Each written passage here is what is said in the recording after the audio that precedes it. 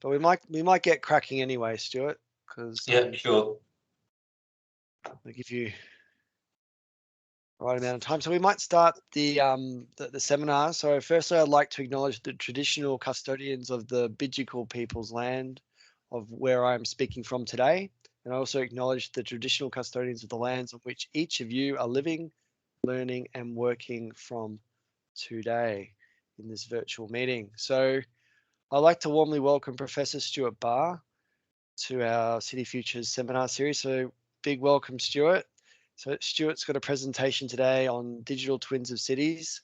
Stuart, for those who don't know, moved across from the UK pretty much 12 months ago, roughly. Yeah. And has taken over as Professor of Urban Analytics at University of Melbourne and the Director of the Australian Urban Research Infrastructure Network, AURIN. And so Stuart's got 20 years plus experience in urban data science, brings a wealth of experience working at University of Newcastle, where he was the director of the Spatial Analytics and Modelling Lab. He's been involved in many big multidisciplinary projects, and great opportunity for us in Australia to tap into his expertise now that he's here in the land of Oz, particularly, and I think Stuart's going to talk about some of the opportunities working in with some of the UK infrastructure and the lessons learnt there, and how we might transfer some of that capability and build off the shoulders of what's happened in the UK around areas like the UK Data Analytics Facility for National Infrastructure, Daphne. So over to you, Stuart. Great, thanks, Chris. It was all going so well until I suddenly seemed to have lost the actual presentation and can't see that any longer on the screen. So first things first, I'll try and have a look at trying to retrieve that somehow. Oh, that's the wrong one. So this is really going well at the start. It's Friday afternoon. You always get these technical glitches on a Friday afternoon at 4 o'clock because they're sort of interfering. We're on the cusp of that Friday afternoon drink session, so it creates some extra glitches in our Teams environment here. Right. If you do get stuck, you can send something to Bala or myself, and we can try and put that up for you. Well, we'll give this a whirl. It seems to be uploading again, so hopefully we'll get somewhere in a few minutes or less. I'm just conscious of time. Just while I'm waiting for the presentation to reload, then just many thanks to Chris for his kind words of welcome. As he pointed out, I'm the relatively new director of the Australian Urban Research Infrastructure Network, AURIN. I'm not actually going to speak today particularly about AURIN or any activities that we are undertaking, but please do feel free to contact myself or the outreach team at AURIN if you want to find out more about the work we're doing and some of the new research support that we'll be providing into the future for the research community. So the presentation's back up. Hopefully everybody can see that. Good couple of confirmation noddings of heads, so that's always encouraging. So what I want to really talk about today is to give you a overview of some of the work which I've been involved in the UK around urban digital twins within Newcastle University, but also very collaboratively with other research groups around the UK. So work I'm going to present today is the result of not only that undertaken within Newcastle University, but also within the Centre for Data Analytics at the University of Leeds, that's led by Mark Birkin, and also collaboration with the Centre for Advanced Spatial Analysis at UCL, which was originally headed up by Mike Batty, and also work which we've been undertaking with the Alan Turing Institute, which is the UK Centre for National Data Science, who have an urban digital twin and urban analytics programme that a lot of the work we present today will be showing. I'm going to try and keep this pretty light touch. I won't be diving into a huge amount of detail, but I'm happy to follow up on some of the more technical aspects and the nitty-gritty of some of the work I'll show. And if I can't answer those questions directly myself, very happy to connect people with colleagues back in the UK who are actually sort of, if you like, doing the coalface work on some of the methods and techniques that you're going to see today. I think starting point is that the term urban digital twin, or the digital twin of cities, has now become a ubiquitous term that we use in reference to being able to the digitization process of the built environment currently. And we are all probably aware that there's a whole host of initiatives that are taking place around this process of trying to create a digital representation of the physical fabric, and in some cases also the social fabric of our built environments that we live in and occupy. And so we've even seen in the last year, for example, the OGC, the Open Geospatial Commission, hold their first ever Urban Digital Twin Summit. That was back in January of this year. And I know that CC Slatanova from the Grid Group was heavily involved in that. I was lucky enough to be involved in chairing a couple of sessions at it. And it's really quite an international coming together of thinking around how we develop and build these digital models that are trying to capture the inherent physical characteristics of our cities into the future and current day as well. And we have a whole host of examples of now what we commonly refer to as being digital twins. So, for example, probably one of the best known is the Singapore digital twin, where the city is in a really quite extensive level of digitization representation within its 3D city model. There's real-time data feeds and streams available, and frequently analytics and modeling used in order to try and actually plan both in real time and also strategically the activities that are taking place within Singapore.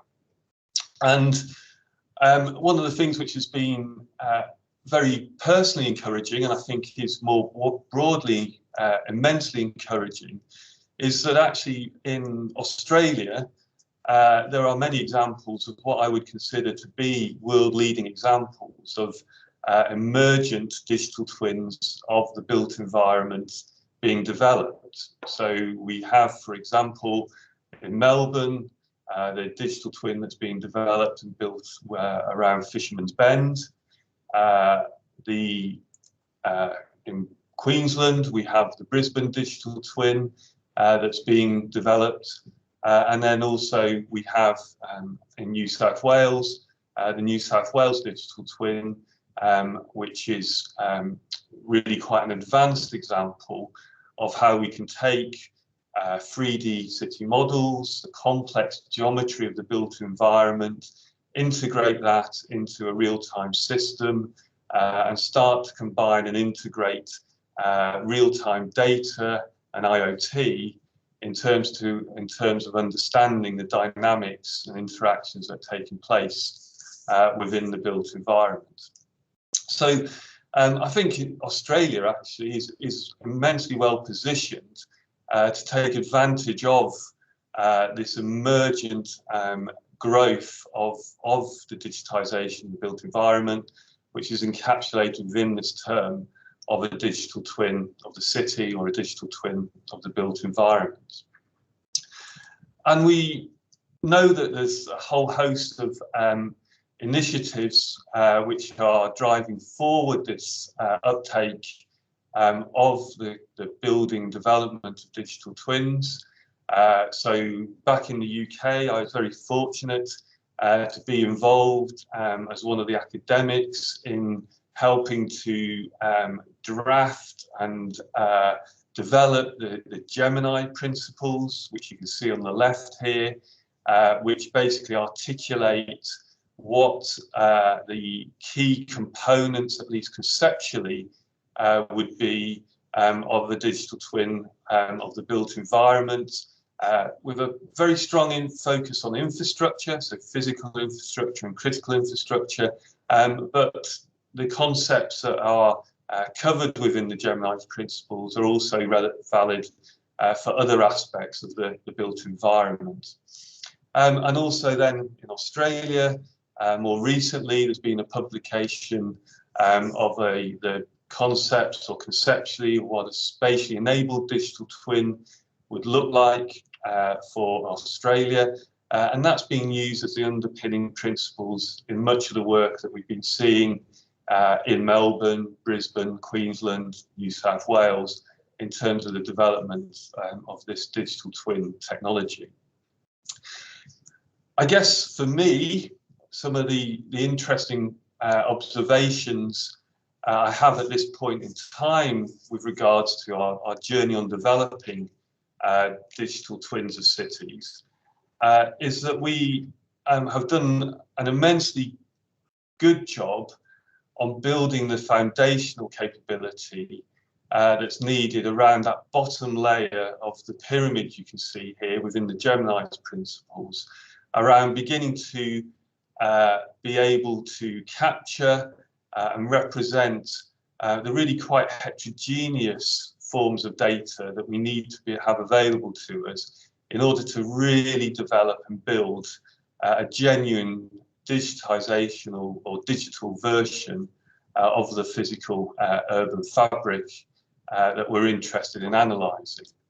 I think where we still have some major challenges that we need to address, though, is on the sort of sense-making aspects of the pyramid, where we, I think, still have some more significant steps to make to bringing in analytics, simulation modelling, in order to actually then leverage off that data in order to provide the feedback into the real urban environment in terms of improved situational awareness or improved policy planning and practice over the longer term.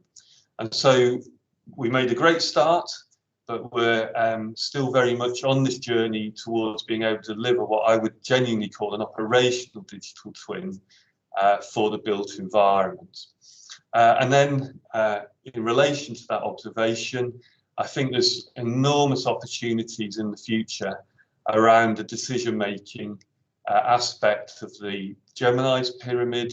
So the types of methods that we use for decision support, the new visualization tools that we're going to need, and some of the ways that we can think about optimization and options around decision making and planning into the future. So what I want to try and do today is actually just give some pointers, as I said, in work that I've been involved in back in the UK, not so much focusing on the bottom part of the pyramid, but more focusing around how we're starting to develop some of the analytics and simulation modeling tools that would actually fit into a digital twin of the built environment, and allude a little bit to how some of the work we've started around decision support and visualization engines and approaches for digital twins. Just sticking with the Gemini's principles briefly for a moment, I think one of the things which I'm always trying to raise is that the Gemini's principles basically articulate two types of digital twin for the built environment. The first of which is the dynamic real-time digital twin, the one that I think we're probably most commonly aware of at the moment, and the one that we're seeing the greatest development taking place within pilots and digital twins such as Fisherman's Bend and the New South Wales digital twin. But it's also important to realise that we also have this, what we call the strategic planning digital twin, where we're using modelling and simulation with new updated data on the condition of the built environment, maybe actually provided to us by actually the real-time digital twins, which are capturing those dynamics and condition-based data, in order to simulate and model what the future planning options and investment portfolios might look like for the built environment. And so it's, for me at least personally, important to make sure that we focus effort and development of digital twins of the built environment across these two types into the future, and not just exclusively focus on one or other of them. It's actually by developing both of these capabilities will maximise the utility of the methods and techniques that are available. And there are quite a large number of organisations, even outside universities and academia, that are now really seriously thinking around this complete digitisation or utilisation of digital twin technology within their businesses. So I'm still reluctant, even though I'm on a different continent now, to actually state explicitly which infrastructure utility company this is in the UK. But this is a schematic that has been developed by a utility company that I've done some work with previously, where they're starting to think how a digital twin may actually develop and be deployed within their business model. So again, we have this kind of data layer or foundation, the ability within the analytics to have coupled and nested digital twins. So the idea of a high degree of modularity of different tools and models that can be coupled and linked together. And then the ability for different versions of those digital twins to be spun out, essentially multiple versions with different parameterizations, looking at different scenarios, to be actually spun out in order to look at the different options around investment or planning or interventions that actually could be undertaken in terms of the actual real infrastructure on the ground that they own and have to manage on a day-to-day basis. So there's a really kind of emergent interest in digital twins of the built environment and infrastructure, not just as an academic exercise, but also genuinely in terms of industry and new approaches to managing businesses into the future. Although I said I wasn't going to touch on data, I think it is worth at least briefly highlighting the importance that that data foundation to the Gemini principles plays within our ability to build digital twins of the city and urban areas, and some of the challenges that I still think are current, but which we're beginning to tackle much more robustly and in a sustainable manner moving forward now. So in particular, that if we are going to really build holistic digital twins of cities, we need to be able to handle the vast amounts of different types of data, so the high variety of data types and forms of data that we have about the built environment, not just being able to handle our traditional topographic data sets, but also the 3D city models that we've seen before, and how do we bring BIM, the industrial foundation classes, integrate those in some sensible way with our existing city models that we have invariably represented or at least stored within city GML? How do we then integrate our infrastructure, understanding of infrastructure, so electricity, gas, water supply, for example, and how do we understand and represent the topology and the connectivity of that to the building stock and the building assets?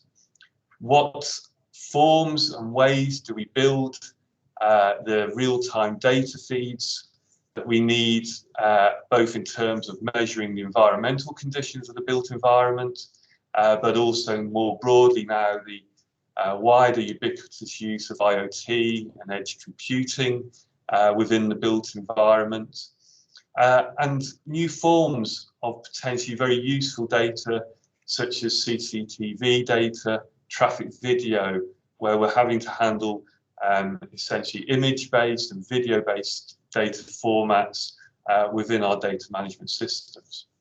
And so what we're beginning to see is the emergence of a new way towards data management of the built environment, where our traditional model of trying to force everything into often a relational database management framework is starting to lose, if not necessarily credibility, but people are looking at alternatives and starting to look at trying to utilize database management systems which are more appropriate for the particular types of data that need to be represented. So in the case of the spatial data sets, that may be using a spatially enabled database such as PostGIS.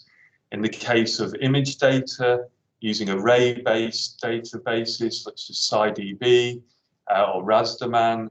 In the case of network data sets, using graph databases such as Neo4j to represent that topology and connectivity of the networks. And one piece of work which I've been involved in back in the UK has been looking around how do we start to build those hybrid database architectures that allow us to bring those different core database management systems together, representing different types of data into what would look, at least for a user, to be a single logical database that we need for the built environment. So in some of the work that we've been doing in a very large infrastructure project called the Infrastructure Transitions Research Consortium back in the UK, we've built what was called NISMOD DB++. That stands for the National Infrastructure Modeling Database. And the plus is that we originally built this as a relational database management system, and then realized that we were getting really appalling performance and retrieval from it for certain types of data, and then went to this more hybrid database architecture that is encapsulated within this schematic you can see here.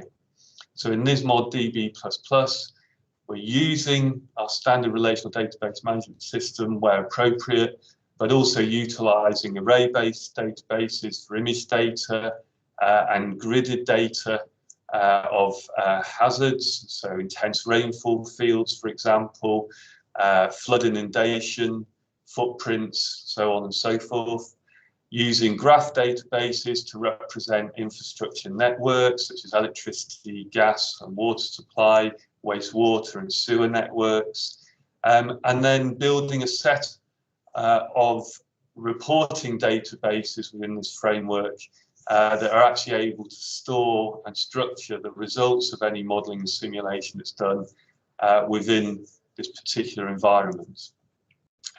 And what we found is that by building this hybrid architecture and allowing and building essentially the linkages between the databases, so in this case what you can see is a set of buildings and a set of characteristics about those buildings. So for example, the building form type, whether it's residential, non-residential, whether it's a detached, semi-detached, terrace, flat accommodation, the number of estimated residents for each of those buildings, and then also what type of building, as I said, it is, whether it's residential or non-residential.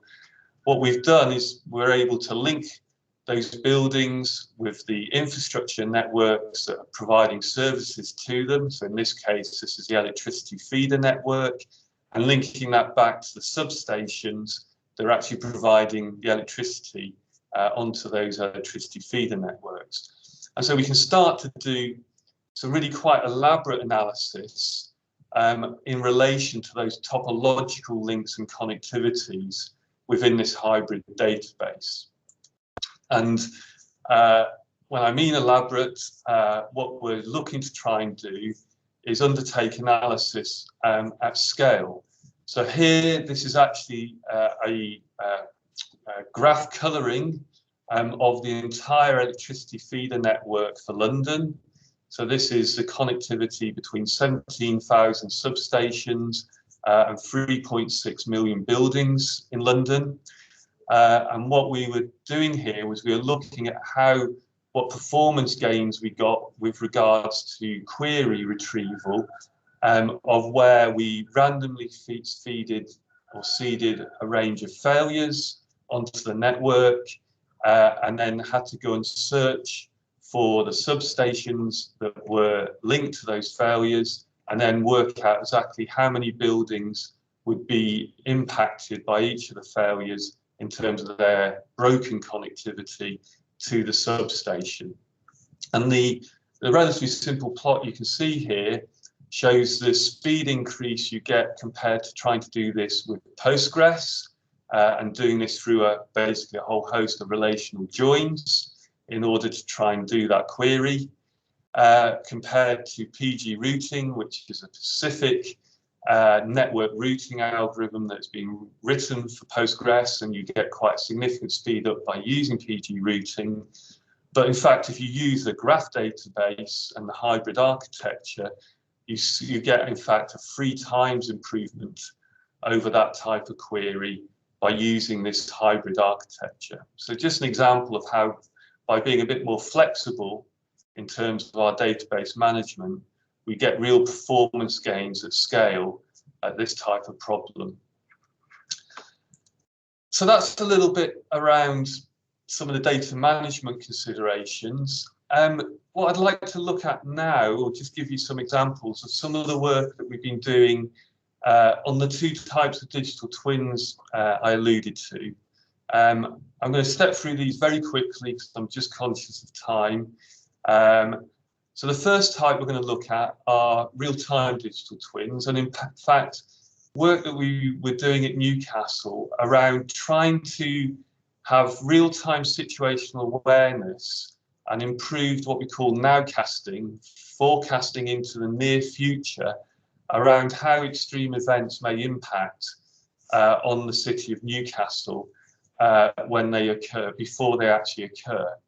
So what we have here is the idea of taking a series of observations in real time, using modelling and analytics to try and do that nowcasting component of trying to understand how the system's going to be behaving in the near future. So we're looking at that kind of 30 to 90 minute window into the future, synthesizing and understanding what the system or how this urban area will respond to those impacts, and then using that to improve and undertake another series of observations so that we can continuously do this observe, model, synthesis iteration using real-time data feeds. And what we want to do is do this across the environmental hazard that we're interested in. So it might be extreme rainfall events, on the impacts of those rainfall events, so it might be surface water flooding, and then how we can be adaptive or mitigate for those impacts before the events actually occur and hit a particular location within our built environment. So the work that we've been doing in relation to this, or one particular project, is called Flood Prepared. And this is basically a system that we built at Newcastle where we're taking real-time data from colleagues who have developed what's called the Urban Observatory at Newcastle, and trying to use that to predict where we're going to see high-intensity rainfall that's going to lead to extreme surface water flooding of the type you can see in this video, and then try and develop a system which informs pedestrians and people using the traffic network, the road network, that there is a potential hazard likely to occur in the future at particular locations. So this is a project that was sponsored by the Natural Environmental Research Council in the UK. And just to try and give you an idea of its size, there was about half a dozen postdoctoral researchers working on this. It was a joint project between the Spatial Analytics and Modelling Lab at Newcastle, but also the Department of Mathematics and Statistics, the Department of Engineering, Computer Science, and also Geography. So very much a real multidisciplinary team that was brought together to tackle this problem. And so what we're doing in Flood Prepared is we're monitoring the actual hazard, so that is the rainfall field as it's developing.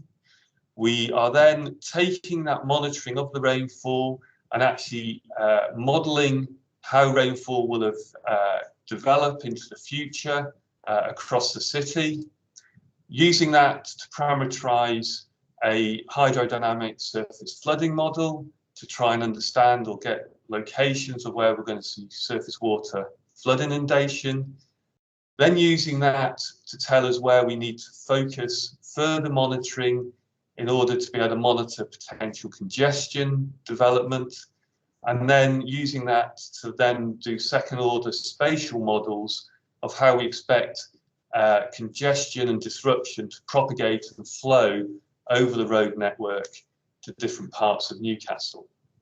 So just very quickly, some examples of the data that we're using in this project and some of the tools and models that we've developed. So as I said, we leverage off being very fortunate that at Newcastle there's a urban observatory that's been set up. This contains in excess of 70 now weather stations across Newcastle that continuously measuring rainfall, but also temperature and humidity and solar irradiance.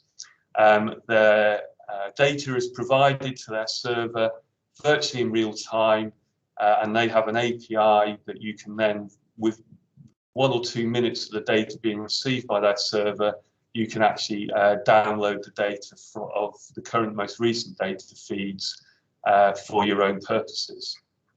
The other thing that has been a real game changer for Newcastle and many other cities in the UK is in the investment of short-range weather radar. These are weather radar that can actually analytically calculate estimated rainfall intensity. In this particular case, the one that we have at Newcastle has a 30-kilometre radius at a resolution of every 3 minutes temporally, and at a 100-metre spatial resolution.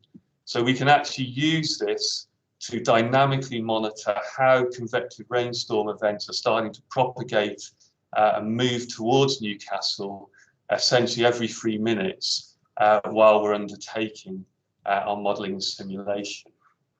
And what we do is we use this weather radar data essentially to parameterize an advanced statistical spatial temporal rainfall model that basically tries to now cast into the future what we expect the rainfall intensity to be over Newcastle. This model is updated in real time. So as new weather radar data feeds come in, they're using advanced data simulation approaches to bring that new data into the model to remove or reduce the uncertainty in the prediction at each iteration. So this is basically showing how data simulation that we more normally see in weather forecasting can actually be utilised within this type of environmental digital twin type of analysis.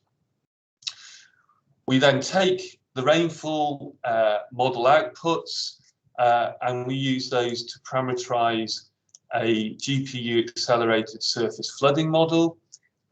This can work nearly at the same temporal resolution as the radar data, not quite. We can run this at 5-minute intervals currently. But what this gives us is the temporal evolution of what we expect to be future surface water flooding and inundation across Newcastle, which you can see here. So where you, in the top left, that's at T0, the middle one is at 5 minutes later, and the bottom one is at 10 minutes after a particular rainfall event has been simulated within this nowcasting framework. And then we take the outputs of the surface water flooding model, and then we try to use that to work out how the road network is going to be impacted. So which roads will be closed as a result of the surface water inundation, and in fact also how the free flow traffic speed will change even across those roads which are experiencing surface water flooding, but which are still passable but at a lower speed. And so the idea is that, again, we'll continuously try to update how these estimated free flow traffic speeds will change as a function of the impact of the rainfall event. And then we try and use that to introduce our monitoring of different locations across Newcastle, feeding off the CCTV data, using deep learning and TensorFlow software to then actually try and calculate and estimate the magnitude of disruption currently. And then we use that to then estimate what we might expect disruption to be into the future as a result if the rainfall event actually does hit a particular location. So this, again, just an example of this observe, model, synthesize, and then trying to feed that back into a continuous loop of monitoring and modeling. We have managed for Newcastle to actually take this concept and build a prototype demonstrator which we will be deploying, and actually we need to deploy for Newcastle City Council for 2 years after the end of the project. We've managed to develop our first pass workflow, which is actually managed to couple all these models and the data feeds together into a prototype system. So this is a schematic here that kind of shows you, if you like, the workflow and the connectivity between the models, and a little bit of the underpinning big data tools that we're using to achieve this. So looking at things like Kafka, which is a data broker piece of software, using Argo to do our orchestration of the workflows, and looking at different ways of how we can manage the real-time data within this type of approach. And as I said, we're also looking and considering different methods and techniques for visualizing these sorts of real-time digital twins. So as part of the pilot project that I just showed you, the workflow that we've developed, we developed a very simple leaflet-based visualization, which takes the outputs from the modeling and simulation in real time and actually places it into this visualization you can see on the left that shows how the flood inundation extents are developing, and then looking at the CCTV data of particular locations. On the right, we've been working on how we can couple in real time for the modeling, the visualization of the evolution of the dynamic models. So here we've taken a relatively simple agent-based model where we can introduce a disruption onto the road network, the red dots you can see, and what we're seeing here is in visualization time, how the model is recalculating the distribution and flows of vehicle movements over the road network in order to avoid those disruption points. So really hopefully useful tools that we'll be able to develop and start to operationalize into the future that allow us to have these new lenses and understanding of the dynamics of these real-time data and nowcasting types of frameworks. I just, again, just being conscious of time, I'll just briefly touch on some of the work that we've been doing on strategic digital twins, or this second type of digital twin, where we're looking at more of taking existing current condition data around the built environment and then using that within a strategic planning framework going forward. And this is a bit of work that we have been doing with Leeds University, so as I said, the Institute for Data Analytics, also with the Centre for Advanced Spatial Analysis, for the Infrastructure Commission in the UK, which is looking at trying to model and understand the future infrastructure planning requirements for the United Kingdom. And what the Infrastructure Commission have asked us to do is to do a pilot piece of work that looks at understanding the future infrastructure that's required for what's called the Cambridge-Oxford Arc. This is an area north of London, between Cambridge and Oxford, where it has been proposed that there'll be potentially up to 1 million new houses developed and built over the next 10 years or so in order to try and remove population pressure from London into this area, which is seen to be highly economically productive within the UK. So some of the questions the Infrastructure Commission are interested in answering are, can that type of development be accommodated? If it can be accommodated, what would actually the urban form, the urban development actually look like? And if it was accommodated and developed under different types of future potential plans, what would be the infrastructure requirement and investment cost involved in undertaking that? So what we've been looking at here is a kind of multi-scale approach where we take the outputs from a national scale demographic model. This is essentially a spatial interaction model that's being developed by Leeds University, which gives us predictions of future population for this area. We then use that to parameterize a housing development model that we've called UDM, that's been developed and is still in continuous development at Newcastle University.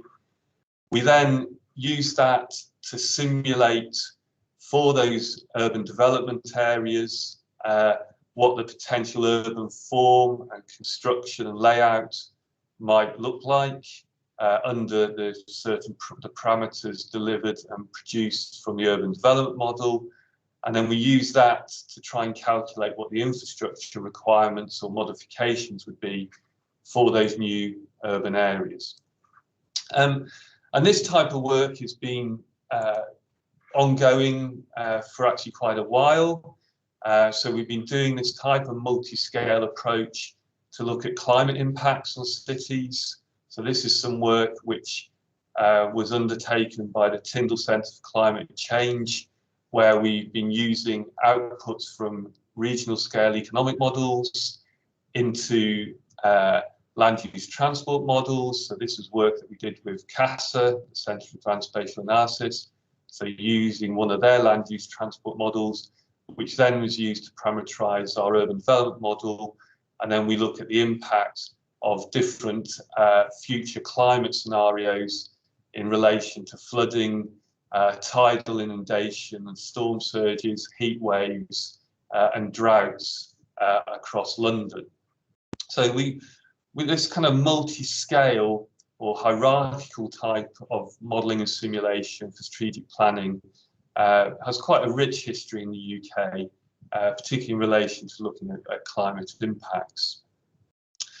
And so the sort of outputs that we can get, or things we can investigate are, for example, adaptations to the built environment.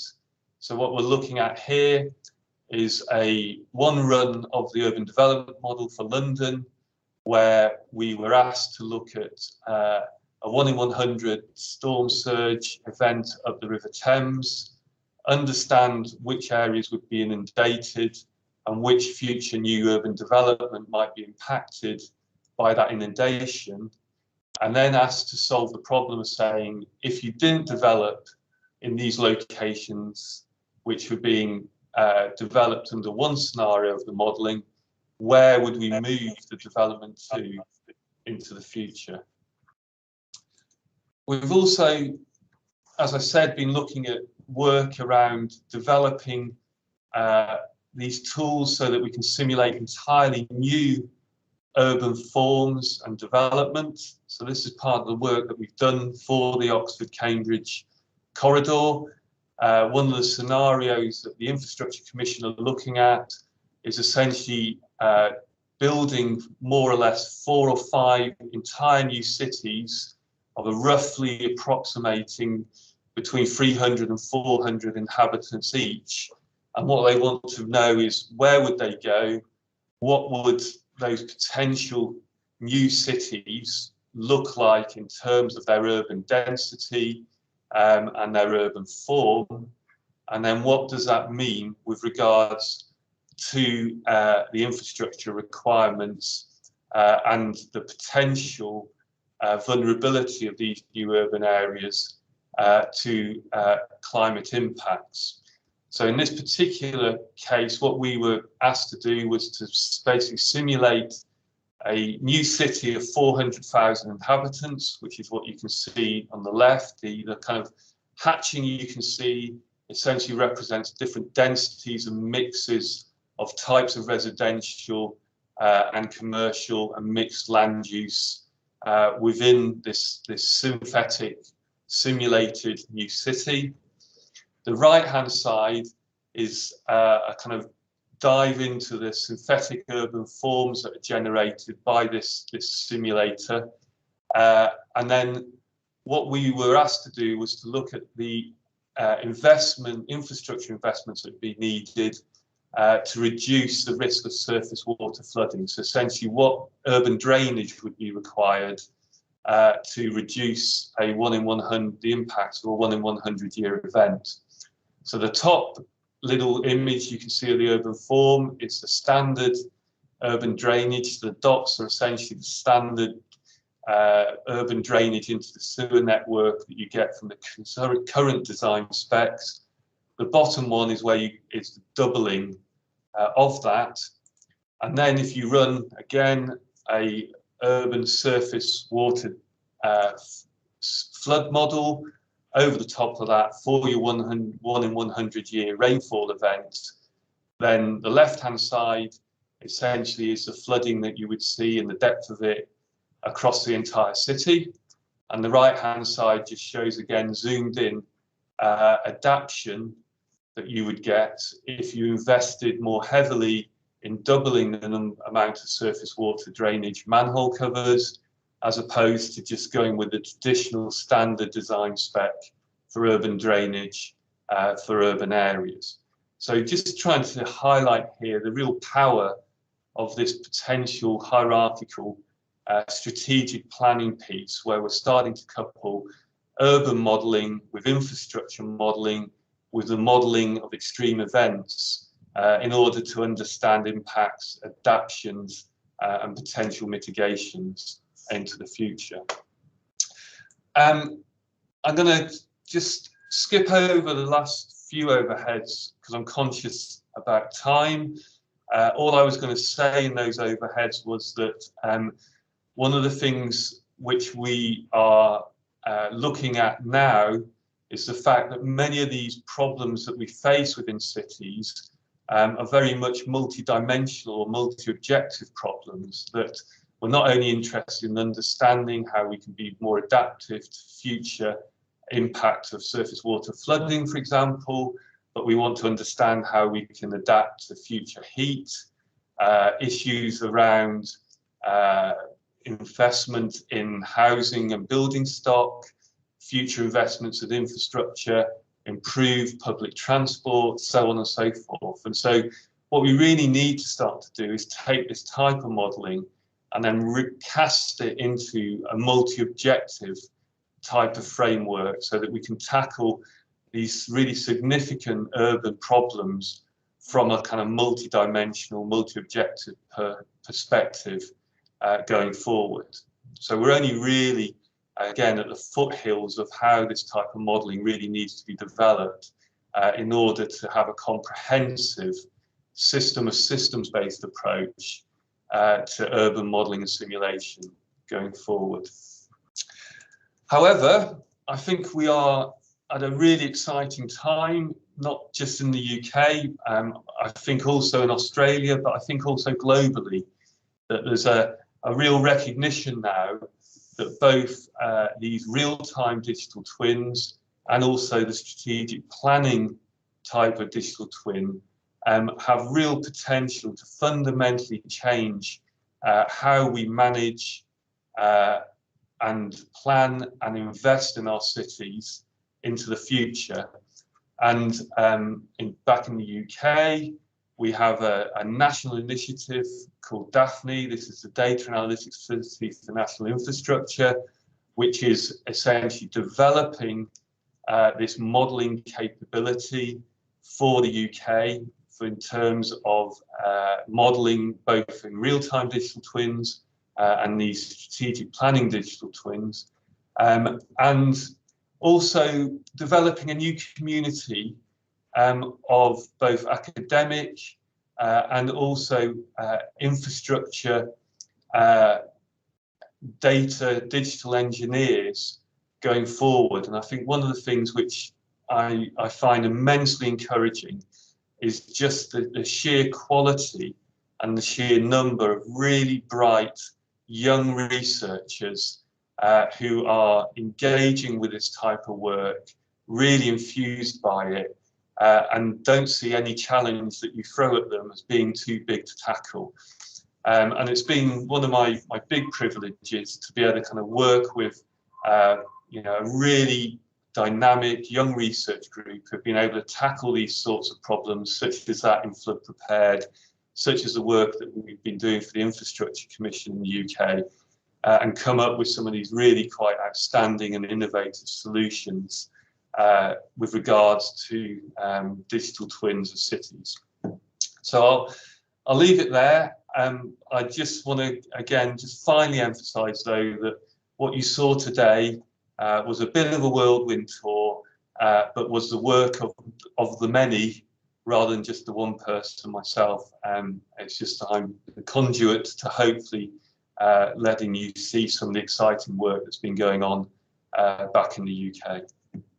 So thank you very much.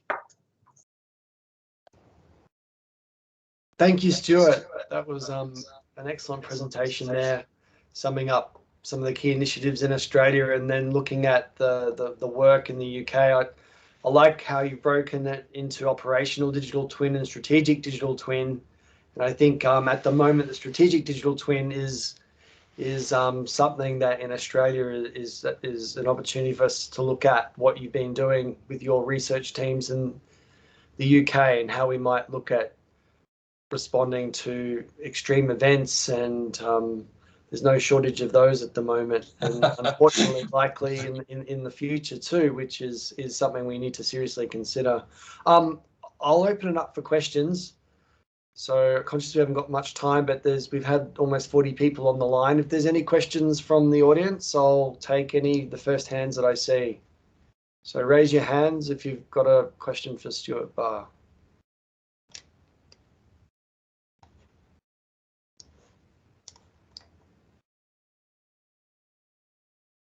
No questions. If there's no questions, I'll shoot in a question or two. Oh, Bala, question. You might be on mute, Bala. Yeah, hi. Hi, Stuart. That was really interesting. Very exciting field of research as well. So, my question is regarding particularly regarding the challenges. Like, so what do you think are the key challenges, like, which we should be working on, as in technical challenges? I mean, like, so what are the technical challenges which are like at the moment which we should be looking at in the next 5 years? Okay, sure. So I think there's a couple.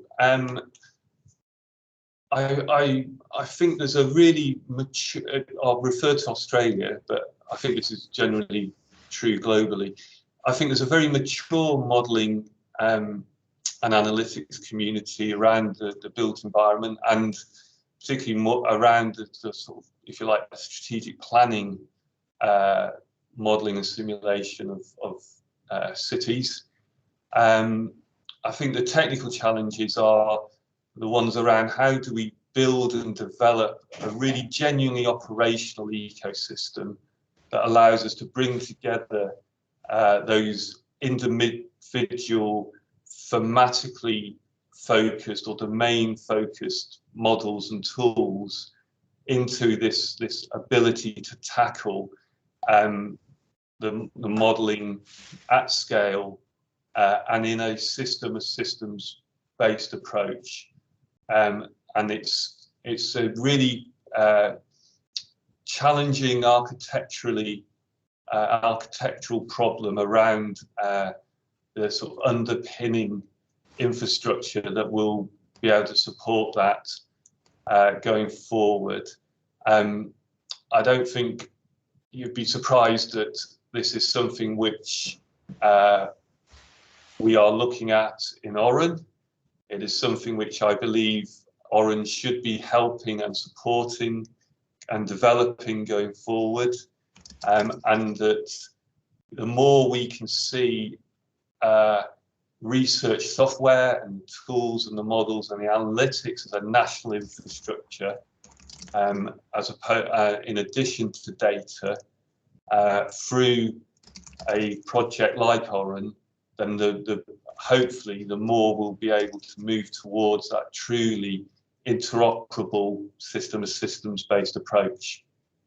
I think the couple of other technical challenges for me, I think we'll solve that, bringing and developing the ecosystem. I think what I'm less clear about at the moment are how well we'll develop the tools that then allow that translation of it back into the actual physical fabric of the built environment. So what are the key decision support tools and methods, visualization engines, the way that we look at optimization versus options analysis for decision makers and planners. The outputs that we generate from this type of modeling are inherently complex, they're inherently multidimensional, and they're not easy to understand. And we need to think around how do we build those lenses and that synthesis into these result sets in a way that allows decision makers and planners to leverage off them for maximum utility. And I think there's a real whole area of research and innovation needed within decision support and visualization going forward. Thanks, Stuart. One last question. Conscious of time. Bill, would you like to go? Yeah, hi Stuart. Yeah, really interesting stuff. I'm very pleased to see. Sorry I was a bit late coming in, but nevertheless I did see a lot of what you were doing. Sort of leading on from what you said there, I mean, I'd like you to reflect on, you've been in Australia now for a year and a half. what amazes me is you get the stuff you were doing in the UK and colleagues in the UK. There are numbers of centres working on this sort of high-level, sophisticated modelling, spatial modelling, and it's funded. And you appear to have strategic planning authorities engaged with the process, which may or may, I don't know where the funding comes from, but if it's the Research Council grants, but nevertheless, you're doing real work with real people. Could you reflect on what you think the capacity of, let's face it, it's planning authorities, it's governments here to engage with this sort of thing? My experience has been they either don't particularly understand it or want to know about it, because strategic decisions here don't appear to be made on sophisticated, informed, objective criteria, if I can put it as like that. Have you got any view as to whether that could change or will change, or I've got a particularly jaundiced view of how it's working? Because I think this is terrific stuff, and I think there is a lot of validity here, and we've got the technology now, we've got the techniques which are driving this forward, which 5, 10 years ago we didn't have. I just wonder whether government is sophisticated or interested enough to support this national ecosystem that you talk about. It's a really good question. I think from what I'm learning, it is going to be a big challenge in terms of I don't think for the academics to move towards thinking how do we drive forward the translation of the research outputs and outcomes from this type of work to wanting to engage with policy and planners and decision making. I think there is a reluctance to some degree.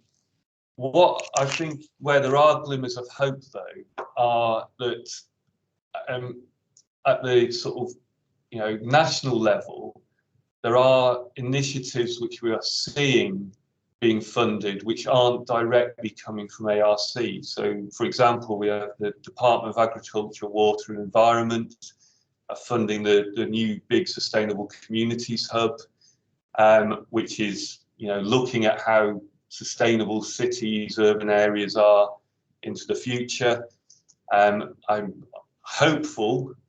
And certainly they've been, the hub that's been funded has been mandated to work with the downstream planners and planning community in that regard. Infrastructure Australia seems to be becoming more aware around the power and the potential of modelling and simulation to help inform coherent and sensible investment going forward. So I think there are glimmers of hope. I don't underestimate how difficult it's going to be. And again, one of the things which I am very keen to see Oren do is really start to bring these disparate groups together and actually start to have that conversation around how do we work together. And I think we will see more of this. As many of us are aware, there is again a national move towards research commercialization. Whether rightly or wrongly, that will I think force us to be, as academics, to be thinking far more around what are the pathways to impact and translation going forward. We may see the development of schemes similar to the UK, such as the Industrial Challenges Fund, which reverses and switches how funding is distributed. and puts some of the money in the hands of industry, and then they come to the academics to work out how to actually do the research. So I think there's opportunities, but there's a lot of really hard work that needs to be done on all sides to bring the potential to fruition.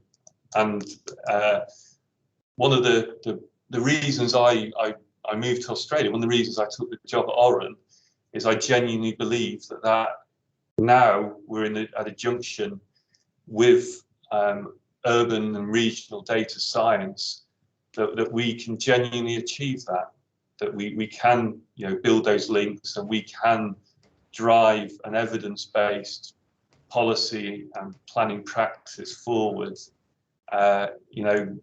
in Australia. Great. I'm glad to hear your enthusiasm and your positivity. I think maybe I could do with a bit of that as well. So very glad to hear it. Yeah, good. We wish you all the best of luck anyway. So just to conclude, thanks, Stuart. Like, one comment I just want to pick up from the chat we have from one of our government attendees, Prudence Lawrence, who said, great presentation, Stuart, very informative. Digital twins that look at resilience and responsiveness are very important for Australia, looking to manage its present and future challenges with climate change events. So thanks, Prudence, for that comment.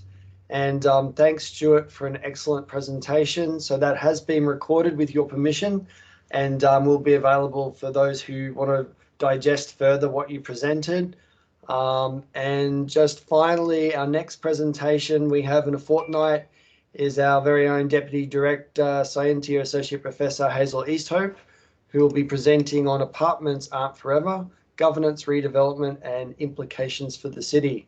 So wishing you all a very enjoyable weekend. For those who are not locked down, enjoy being able to go out and about, and for those who are locked down, let's be resilient and move forward. Have a good weekend, everyone. Thanks again, Stuart. Bye. Thank you. Thanks, everyone.